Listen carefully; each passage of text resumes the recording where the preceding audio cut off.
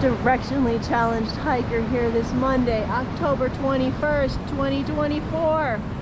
And we have just hiked down Boucher Creek to Boucher Rapids. And no, the Colorado River is no longer green. It is chocolate milk. A little bit disappointed, but it is still pretty. We're gonna spend probably a couple hours down here just exploring the area and enjoying ourselves. So I will take you along and show you what we look at.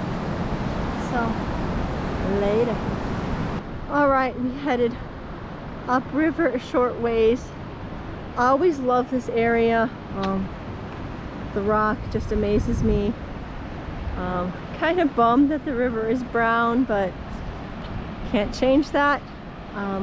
We're gonna head back to the other side of the creek and relax for a while.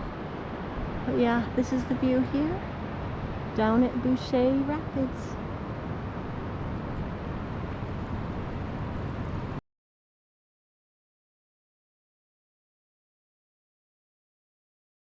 All right, I am down at the Colorado, just below Boucher Rapids.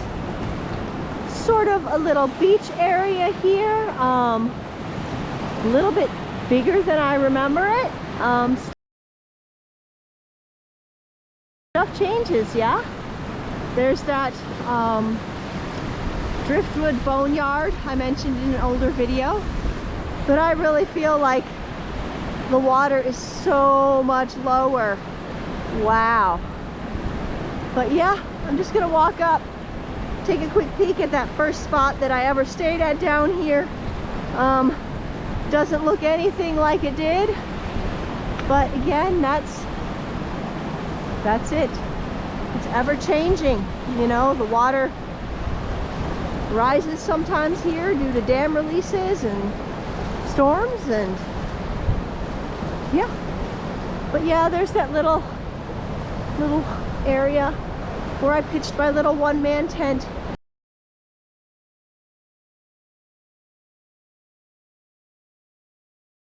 That first time I made my way down here, and yeah, tons of driftwood. Oh my goodness, it's just, and on the way out I'll get you, trying to get up here was a little bit of a treat. Wow.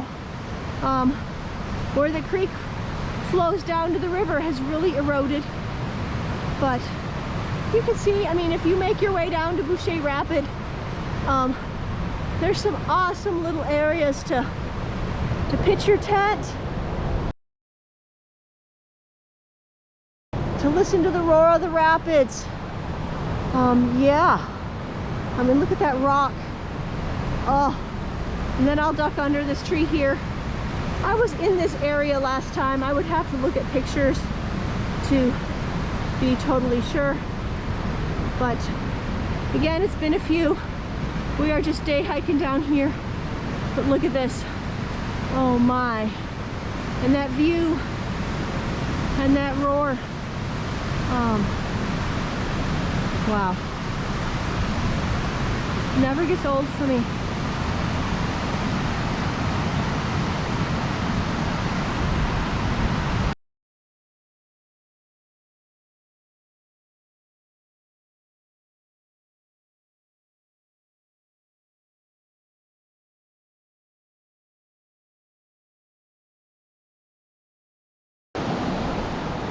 Wow, it does look different here. The river seems so much lower than it was the last time I was through. It's kind of crazy. Still the driftwood boneyard, as I call it. I actually scrounged a few pieces for some videos I was doing. I honestly, I could spend days down here. It just, I don't know. It's so stunningly beautiful. I mean, wow. So yeah, if you ever head down to the Boucher area, it does add a mile each direction, but if you're up for it, you know, spend a night at Boucher Rapids. I didn't this time, but I have in the past, and I don't know.